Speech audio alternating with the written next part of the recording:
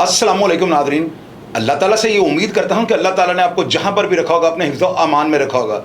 ये जो है ना एक बड़ा ज़बरदस्त वाक़या था जिसकी मैंने 2-3 दिन से इस वाक़े को मैंने रिपोर्ट करने की कोशिश की। जो हालात मंजर आम पर आते रहे वो सब मैंने आपके साथ मनोरंजन शेयर कर दिए। ये भाटी के कत्ल का मुकदमा है जिसमें जो है ना ये मुकदमा नंबर सबसे पहले आपको बताता हूँ, ये 998/2024 थाना भाटी गेट। इस मुकदमे में जो दफ़ात लगी हैं वो 302, 324, 148, 149 और दफ़ा 34 जो है ना तादीरात पाकिस्तान के तहत जो है ना ये दफ़ात के तहत ये FIR दर्ज हुई है। अब नादरीन इस FIR के अंदर जो मुहरक़ात है ना, जो वाक़या बताया गया है वो तो आप सब लोगों ने डेफिनेटली पढ़ा होगा। स्क्रीनशॉट लेकर आप लोगों ने तस्दीक की होगी कि इस वाक़े के जो असल हालात हैं FIR में क्या हैं। मैं उन चीज़ों की तरफ नहीं जाऊँगा, मैं इसके पीछे की जो मुहरक़ात हैं, और आपको पता है कि मैं जब इन्वेस्टिगेशन का लफ्ज़ इस्तेमाल करता हूँ ना तो वो मैं खुद ज़िम्मेदार होता हूँ।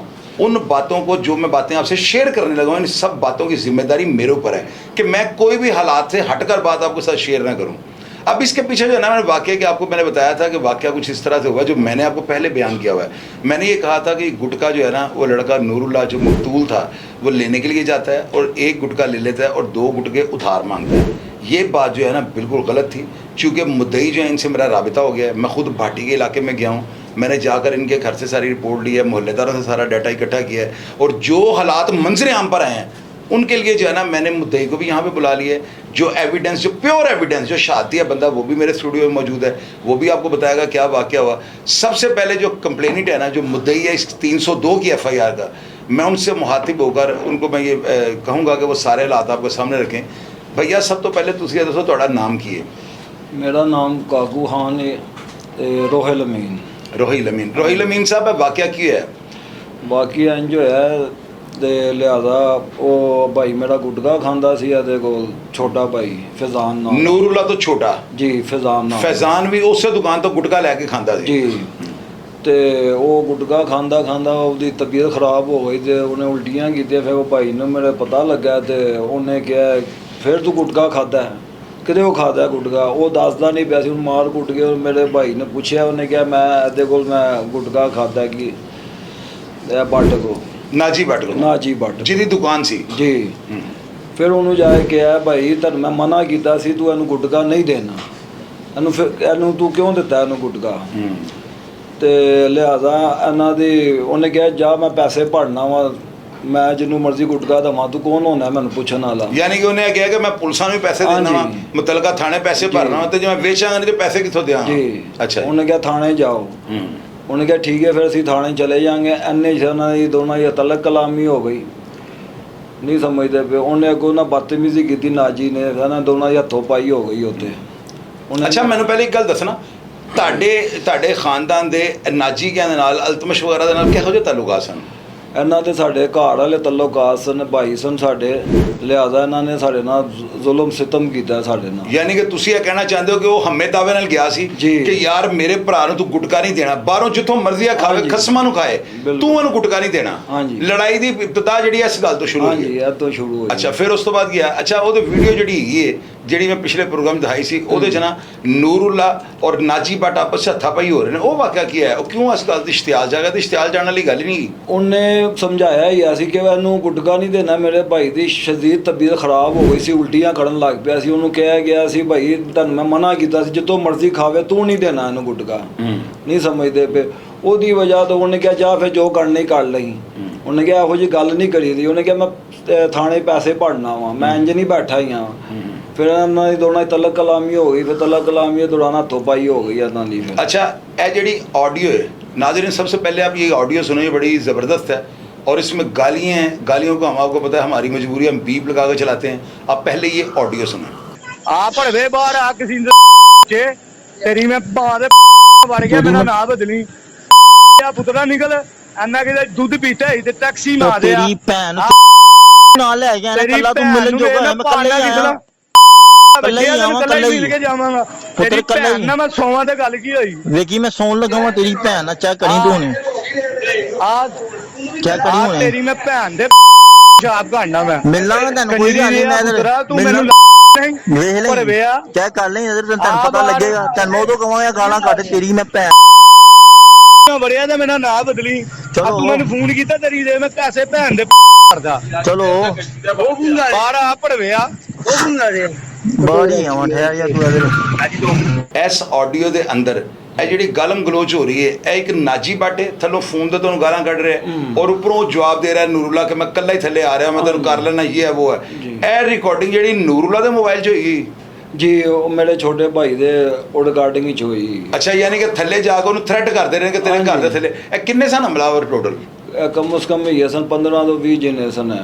15 ਤੋਂ 20 ਜਣੇ? ਹਾਂਜੀ। ਅੱਛਾ, ਇਹਨਾਂ ਨੇ ਜਾ ਕੇ ਉਹਨੂੰ ਥੱਲੇ ਬੁਲਾਇਆ ਤੇ ਆਂਦੇ ਉਹਨੂੰ ਗੋਲੀਆਂ ਮਾਰਨੀ ਸ਼ੁਰੂ ਕਰ ਦਿੱਤੀਆਂ? ਹਾਂਜੀ, ਹੱਥੋਂ ਪਾਈ ਹੋਈ ਹੈ। ਫਿਰ ਉਹਦਾ ਭਾਈ ਸੀ ਵੱਡਾ ਅਸ਼ਮਤ ਭੱਟ, ਉਹਨੇ ਸਿੱਧੇ ਫਾਇਰ ਮਾਰੇ ਨੇ। ਫਿਰ ਅਲਤਮਸ਼ ਭੱਟ? ਹਾਂਜੀ। ਅੱਛਾ, ਤੇ ਜਿਹੜਾ ਦੂਸਰਾ ਭਾਈ ਨੂਰੁੱਲਾ ਦਾ ਜ਼ਖਮੀ ਹੈ, ਇਹਨੂੰ ਕਿਹਨੇ ਫਾਇਰ ਮਾਰਿਆ? ਇਹਨੇ ਉਹ ਨਾਜੀ ਨੇ ਮਾਰੇ ਨੇ। ਅੱਛਾ, ਇਹ ਜਿਹੜਾ ਜ਼ਖਮੀ ਜਿਹੜਾ ਵੈਂਟੀਲੇਟਰ ਮਸ਼ੀਨ ਤੇ ਲਾਉਣ ਜ਼ਿੰਦਗੀ ਤੰਦਰੁਸਤੀ ਦੇਵੇ, ਉਹਨੂੰ ਫਾਇਰ ਨਾਜੀ ਭੱਟ ਨੇ ਮਾਰਿਆ? ਹਾਂਜੀ। ਅੱਛਾ, ਤੇ ਤੀਸਰਾ ਇੱਕ ਹੋਰ ਰਾਹਗੀਰ ਜ਼ਖਮੀ ਹੈ ਅਸ਼ਵਿਕਾਬਾਦ ਦਾ, ਅਬਦੁੱਲਾ ਨਾਂ ਹੈ ਗਾਲਬਨ ਉਹਦਾ? ਨਹੀਂ, ਉਹ ਚਾਂਦ ਨਾਂ ਸੀ, ਉਹ ਵੀ ਮੇਰਾ ਭਾਈ ਸੀ। 3 ਭਰਾ ਸਨ ਮੇਰੇ।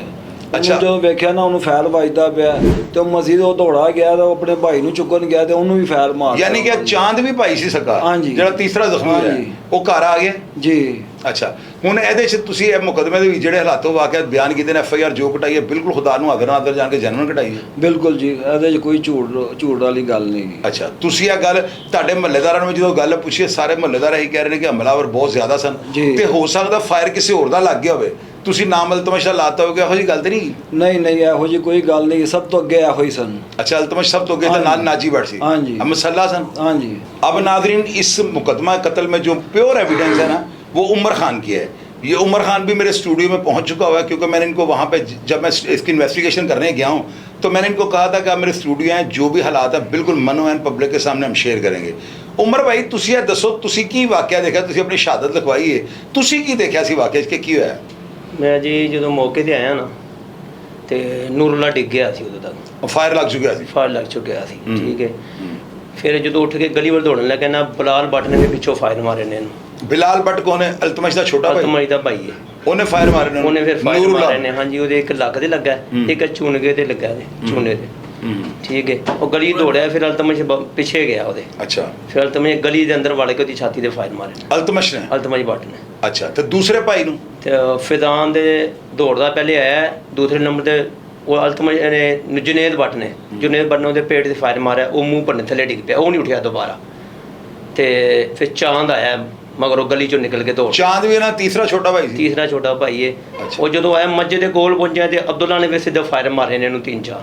यानी कि अब्दुल्ला ने और नाजी ने और अल्तमश ने, हाँ जी। तिन्ना ने फायरिंग करके ना तिन्ना भाइयों को जख्मी किया और एक दा इंतकाल हो गया, हाँ जी। एक वेंटिलेटर मशीन दे पे और तीसरा डिस्चार्ज होकर घर आ चुका ਹਾਂਜੀ, ਉਹ है। ਘਰ ਆ ਗਿਆ। अच्छा, तुसी ये जो वाकया दस्या है, खुदा ਨੂੰ हज़र नाज़र जान के जेन्युइन वाकया ਜੀ, दस्या ਜੈਨੂਇਨ ਵਾਕਿਆ कि लोगों की तरह जिस तरह FIR? ਨਹੀਂ ਸਰ, ਅੱਛਾ। ਅਸੀਂ ਉਹ ਲੋਕ ਹੀ ਨਹੀਂ ਹੈਗੇ, ਅਸੀਂ ਨਾ ਕਿਸੇ ਨਾਲ ਸਿਆਸੀ ਕਰਨੇ ਆ, ਕਿਉਂਕਿ ਅੱਜ ਤੱਕ ਸਾਡੇ ਦੇ ਨਾਲ ਕੋਈ ਮੁਕੱਦਮਾ ਨਾ ਲੈਣਾ ਨਾ ਦੇਣਾ, ਕੋਈ ਐਸਾ ਮਾਮਲਾ ਨਹੀਂ ਹੈਗਾ। ਅੱਛਾ, ਉਹ ਤਾਂ ਪਾਰਟੀ ਮੈਨੂੰ ਲੋਕਾਂ ਨੇ ਇਹ ਦੱਸਿਆ ਤੁਹਾਡੇ ਸਾਹਮਣੇ, ਮੈਂ ਜਦੋਂ ਲੋਕਾਂ ਨੂੰ ਪੁੱਛ ਰਿਹਾ ਸਾਂ, ਉਹਨਾਂ ਨੇ ਗੱਲ ਦੱਸੀ ਕਿ ਇਹਨਾਂ ਦੇ ਆਪਸ ਵਿੱਚ ਬੜੇ ਗਹਿਰੇ ਤਾਲੁਕਾਤ ਸਨ, ਘਰਾਂ 'ਚ ਆਉਣ ਜਾਣ ਹੈਗਾ ਸੀ। ਜੀ। ਫਿਰ ਯਕਦਮ ਇਸ ਗੱਲ ਤੋਂ ਕਿਉਂ ਇਸ਼ਤਿਆਲ ਆ ਗਿਆ? ਬਰਦਾਸ਼ਤ ਕਰਨਾ ਚਾਹੀਦਾ ਸੀ। ਜੀ, ਅਲਤਮਸ਼ ਨਾਲ ਸਾਡਾ ਇਹੋ ਜਿਹਾ ਤਲਕ ਹੈਗਾ ਜੀ, ਜੇ ਇਹ ਅੱਲਾ ਇਹਨਾਂ ਨੂੰ ਜ਼ਿੰਦਗੀ ਦੇ ਦਿੰਦਾ ਨਾ, ਮੁੰਡਾ ਸਾਡਾ ਨਾ ਮਰਦਾ, ਹੋ ਸਕਦਾ ਕਿ ਅਸੀਂ ਇਹ ਰੂਪੋਸ਼ ਕਰ ਦਿੰਦੇ, ਇਹੋ ਜਿਹਾ ਤਲਕ। ਯਾਨੀ ਮੁਕੱਦਮਾ ਵੀ ਸ਼ਾਇਦ ਦਰਜ ਨਾ ਕਰਵਾਉਣਾ? ਨਹੀਂ ਕਰਵਾਉਣਾ ਸੀ ਅਸੀਂ, ਐਡੇ ਗਹਿਰੇ ਤਾਲੁਕਾਤ? ਬਹੁਤ ਗਹਿਰੇ ਤਲਕ ਸੀ। ਤੇ ਫਿਰ ਐਡੇ ਗਹਿਰੇ ਤਾਲੁਕਾਤ ਦੇ ਤਾਂ ਹਮੇਸ਼ਾ ਵਿੱਚ ਲੜਾਈ ਨਹੀਂ ਸੀ ਹੋਣੀ ਚਾਹੀਦੀ। ਫਿਰ ਉਹਨਾਂ ਨੂੰ ਚਾਹੀਦਾ ਸੀ ਕਿ ਆਪਸ ਵਿੱਚ ਇਕੱਠੇ ਹੋ ਕੇ ਆ ਕੇ ਬੈਠ ਜਾ, ਤੁਹਾਨੂੰ ਵੱਡਿਆਂ ਨੂੰ ਦੱਸ ਦੇ, ਬੈਠ ਕੇ ਤੁਹਾਡੇ ਨਾਲ ਕਰਦੇ ਜੋ ਵੀ ਮਾਮਲਾ ਸੁਲਹ ਸਫਾਈ ਨਾ ਨਾਲ ਮੈਂ ਖਤਮ ਹੋਇਆ। ਆਪ ਆਂਦੇ ਨਾ, ਤਦ ਵੀ ਕੋਈ ਗੱਲ ਨਹੀਂ ਸੀ। ਇਹਨਾਂ ਨੇ ਬਾਹਰੋਂ ਜਿਹੜੇ ਸ਼ੂਟਰ ਬੁਲਾ ਲੈਣੇ ਨਾ, ਉਹ ਨਹੀਂ ਸਾਨੂੰ ਗੱਲ ਹਜ਼ਮ ਹੋ ਰਹੀ।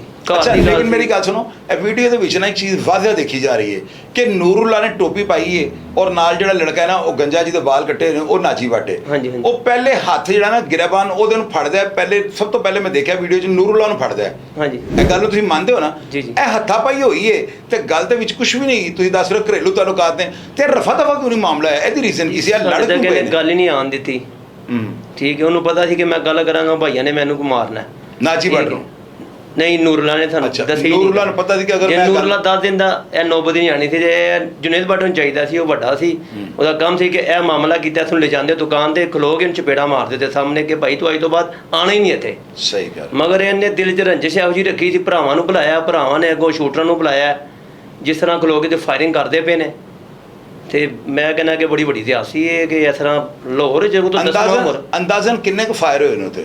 ਘੱਟੋ ਘੱਟ ਮੇਰੇ ਹਿਸਾਬ ਨਾਲ ਘੱਟੋ ਘੱਟ ਤਕਰੀਬਨ ਕੋਈ 30 ਤੋਂ 32 ਫਾਇਰ ਹੋਏ ਨੇ, ਜ਼ਿਆਦਾ ਹੋਏ ਹੋਣੇ ਨੇ, ਘੱਟ ਨਹੀਂ। ਅੱਛਾ, ਮੇਰੀ ਗੱਲ ਸੁਣੋ, ਇਹ ਜਿਹੜਾ ਮੈਂ ਪਿਛਲੇ ਪ੍ਰੋਗਰਾਮ 'ਚ ਵਾਕਿਆ ਦੱਸਿਆ ਸੀ ਕਿ ਉਹਨੂੰ ਇਸ਼ਤਿਹਾਲ ਦੇ ਕੇ ਨਾ ਆਛੀ ਬੱਟ ਨੇ ਪਿੱਛੋਂ ਭੇਜਿਆ ਹੈ। ਨਹੀਂ ਇਹੋ ਜਿਹੀ ਕੋਈ ਗੱਲ ਨਹੀਂ ਸੀ। ਨਹੀਂ ਯਾਨੀ ਕਿ ਇਹਨਾਂ ਦੀ ਆਪਣੀ ਲੜਾਈ ਸੀ ਇਹਦੇ 'ਚ।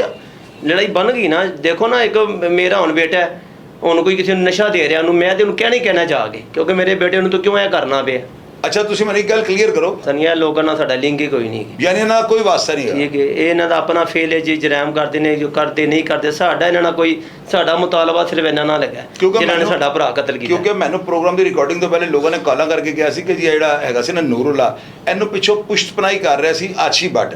ਉਹਨੇ ਕਿਹਾ ਸੀ ਜਾ ਕੇ ਗੁਟਕੇ ਦੀ ਦੁਕਾਨ ਤੇ ਕੋਈ ਬਦਤਮੀਜ਼ੀ ਕਰ, ਲੜਾਈ ਝਗੜਾ ਹੋਗਾ ਨਾ, ਦੁਕਾਨ ਬੰਦ ਹੋ ਜਾਏਗੀ ਤੇ ਮੇਰਾ ਗੁਟਕਾ ਵਿਕਣਾ ਸ਼ੁਰੂ ਹੋ ਜਾਏਗਾ। ਨਹੀਂ ਜਨਾਬ, ਇਹ ਤੇ ਮਜ਼ਦੂਰ ਆਦਮੀ ਹੈ, ਛਾਲਮੀ ਗੱਥੇ ਚੁੱਕਦਾ ਸੀ, ਰੇੜੀ ਕੋ ਬਣਾਈ ਸੀ ਹੱਥ ਵਾਲੀ, ਠੀਕ ਹੈ। ਉੱਥੇ ਛਾਲਮੀ ਦੇ ਲੋਕ ਆ ਕੇ ਕਹਿਣਗੇ ਲੋ ਜੀ 12-14 ਸਾਲ ਹੋ ਗਏ ਨੇ ਛਾਲਮੀ ਇਹ ਪਾਂਡੀ ਪੁਣਾ ਕਰਦਾ ਹੈ, ਠੀਕ ਹੈ। ਸਾਡੀ ਤੇ ਨਹੀਂ ਹੈਸੀਅਤ भी नहीं की, ठीक है। वो पावरफुल लोग ने जो मर्जी बनाई जान। अब नाज़रीन आप ये देखें, मैंने आपको पिछले प्रोग्राम में जो है ना क्लैरिफिकेशन दी थी और मैंने आपको बताया था कि ये जो 3 भाई हैं ना, इन्होंने कलाम पाक पर मुझे हलफ दिया है। वो जो आछी बट है वो उम्रे की अदायगी के लिए जा रहा है और उसने मुझे कहा था कि अल्लाह ताला मेरी इबादत को कबूल ना करें, और मैंने जो पहले 2 उम्रे कर रखे हैं, अल्लाह ताला मेरी वो भी इबादत जो है ना उसको कबूल ना करे अगर मैं झूठ बोलूँ। उसने मुझे कहा था कि मैंने गुटखा जो है ना बेचना बंद कर दिया है, क्वाम बेचना बंद कर दिया है, क्योंकि जो हम कमाते थे ना वो पुलिस उड़ा के ले जाती थी, हमारे पल्ले कुछ भी नहीं पड़ता था, बदनामी पूरे शहर की हमने ली हुई थी, तो हमने ये काम जो है ना बिल्कुल छोड़ दिया हुआ है। मैंने उनकी क्लैरिफिकेशन दी। उससे पहले जो मैंने प्रोग्राम किया था उसमें लोगों ने मुझे कॉल करके कहा कि ये इश्तियाल अंगेज़ी का जो मौजब बना है ना वो ये अच्छी बट है और इसके भाई पप्पू भट्ट और भाई भट्ट थे। मैंने उस चीज़ की तस्दीक भी आपको पिछले प्रोग्राम में कर दी थी और अभी ये चीज़ क्लियर हो गई है कि मुद्दई जब एक 302 की एफआईआर को दर्ज करवाने वाली पार्टी जो मुद्दई अफराद हैं वो ये कहते हैं कि किसी का भी कोई इसमें अमल दखल नहीं था, ये लड़ाई जो थी ये अचानक से हो गई है। नूरुल्ला इंतहाई शरीफ आदमी था, वो कतई तौर पर लड़ने झगड़ने वाला नहीं था। वो अपने भाई के बारे में जाके नाजी भट्ट को बताने गया है कि आइंदा तुमने मेरे भाई को गुटखा नहीं देना है। नाजी भट्ट ने यकीनन उसको कहा होगा कि जब मैं नहीं देंगा तो पूरे शहर से विकते पे कि तो और ले लेगा, तो उसने ही आगे से जवाब दिया था कि जितों मर्जी लवे तू साडा महल्लेदार और भरा है, तेरा काम नहीं बनता साढ़े भरा नूं गुटखा दें। तो लड़ाई की जो बेसिक वजह थी वो ये थी। यहाँ पर ये होना चाहिए था कि नाजी भट्ट जो है ना उसके बड़ों को शिकायत लगाई जाती, अल्तमश वगैरह को या उसके जो भी भाई थे उनको बताया जाता कि यार अपने भाई को आप मना करो। वो ज़ाहिर है बैठते अगर कोई ना कोई जो है ना इस बात का हल निकल जाना था। मेरी नज़र में ये बहुत बड़ी हमाकत थी जो वो खुद नूरुल्ला वहाँ पे चला गया, उसको वहाँ पे जाना नहीं चाहिए था। चले अगर वो चला भी गया तो नाजी भट्ट को ये सोचना चाहिए था कि इनके घर वालों के साथ हमारे बहुत गहरे तरीना ताल्लुकात है, क्या उसको इन जो है जो इनके जो ताल्लुकात थे जो इनके पुराने जो साहब चलते आ रहे थे उसको हया नहीं करनी चाहिए थी। उसको ये नहीं सोचना चाहिए था कि यार हमारे इतने बड़े ताल्लुकात हैं, अगर ये कंप्लेंट करने भी आ गया तो ये हमें ताबे के साथ है, ये कोई बदमाशी करने तो नहीं आया।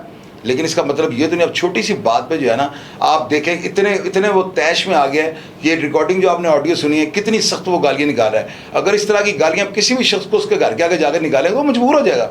नूरुल्ला नीचे उतर कर आता है और ये चूँकि 12, 13, 14 अफराद थे मुसल्ला, इन्होंने फौरी तौर पर उसके ऊपर फायरिंग करनी शुरू कर दी। ये उमर भी वहाँ पे मौजूद था, जो मुद्दई है वो भी वहाँ पर मौजूद था। ऑडियो रिकॉर्डिंग अगर वो नूरुल्ला के फ़ोन में है तो ये बहुत बड़ी प्योर एविडेंस है। अगर फ्रांसिक इसको मैच कर देगी तो ये कत्ल की जो है ना सज़ा से या सज़ाए मौत से नहीं बच सकेंगे। तो नाज़रीन मुझे आप ये बताएं क्या फ़ायदा हुआ। यही वो बातें जो अपने नौजवानों को मैं बताता हूँ कि यार जब भी कभी कोई लड़ाई या कोई ऐसा सीन हो तो अपने घर वालों को जाकर बताएं, क्योंकि उनसे ज़्यादा मुखलस दुनिया में आपके साथ कोई नहीं है। अगर ये बात अपने बड़ों के साथ शेयर करते तो शायद ये हालात ना बनते। अभी एक जान चली गई है, दूसरा बेचारा वेंटिलेटर पर पड़ा हुआ है, उन बेचारों का क्या कसूर था मुझे आप ये बताएं। अब मुझे नाज़रीन लिखे ना नीचे मुझे ये बताएं कि उस मरने वाले का मकतूल का क्या कसूर था। उसका सिर्फ यही कसूर था वो हक की बात करने के लिए उसके पास गया है और हमें दावे के साथ उसको कहना गया कि मेरे भाई को गुटखा ना देना। तो नतीजा इस बात पे निकला है कि गुटखा जो है ना ये बुराई की जड़ है, क्वाम जो है ये बुराई की जड़ है। आप ये देखें ये वीडियो चेक करें ज़रा सबसे पहले ना, और इसमें देखें ये क्या हो रहा है। ये जो गोदाम थे ना ये उस जो नाजी भट्ट ना उसने अपने खुद बनाए हुए थे और इन गोदामों के अंदर वो खुद हाथों के साथ जो है ना कराची से सामान उगाता है और गुटखा तैयार कर रहा है, उसके अंदर मुज़र सेहत केमिकल डालता है जो बहुत जल्द नौजवानों को मौत की तरफ ले जाते हैं। वो जाके जो मोहल्लेदार थे इन्होंने जाकर उल्टा दिए, सारे टब वगैरह उनके गिरा दिए, उनका तमाम गुटखा जो जहर था, मैं इसको गुटखा नहीं कहूँगा, क्वाम नहीं कहूँगा, मैं इसको मौत कहूँगा, जो लोगों ने जाकर वहाँ बर्तनों में उल्टा दिए। तो लोग कितने इश्तियाल में थे, अहले इलाका कितने सरापा एहतजाज थे। अब इन बातों से अंदाज़ा लगा लिया कि लोगों ने गोदाम में घुसकर सारा गोदाम जो निस्तो नाबूद कर दिया और बहुत अच्छा किया है। तो नाज़रीन आप ये देखें ये गुटखा और ये क्वाम कितनी को आमदन इसके पीछे होगी कि इन लोगों ने कत्ल करने से भी गुरेज नहीं किया। वो लोग कहते हैं कि जी हम पुलिस को मंत्री देते हैं, जाओ जाकर पुलिस वालों को जो कहना है कर लो। इसका मतलब तो ये है ना कि वो जो है पुलिस की पुष्टबनाई के साथ ये सारा काम कर रहे थे। तो ये जो मौत का कारोबार है ना, ये अंदरून शहर के अंदर ख़त्म होना चाहिए, वरना कई घरों के चिराग जो है ना अन करीब गुल हो जाएंगे। और लोगों ने मुझे बताया कि कई अफराद जो गुटखा और क्वाम खाने की वजह से मर चुके हुए हैं। और ये लड़ाई इसकी इब्तिदा भी जो है ना इसी बात से हुई थी कि गुटखा नहीं देना। तो नादरीन, बुराई की जड़ ये गुटखा और क्वाम हुए। प्रोग्राम के बारे में अगर कोई आप ऐसी बात जानते हो जो मैंने प्रोग्राम में ना बताई हो और वो सयाको सबाक के मुताबिक हो, आपने बिल्कुल नीचे लिखना है ताकि अदारे और इन्वेस्टिगेशन टीम जो है उसको पढ़े और हालात जानने में जो है उनको किसी भी किस्म की कोई कबाहत महसूस ना हो। आपकी राय का मैं इंतज़ार करूंगा और मैं हमेशा की तरह आपको रिप्लाई करने की कोशिश करूंगा। अपना ढेर सारा ख्याल रखिएगा जी। पाकिस्तान जिंदाबाद।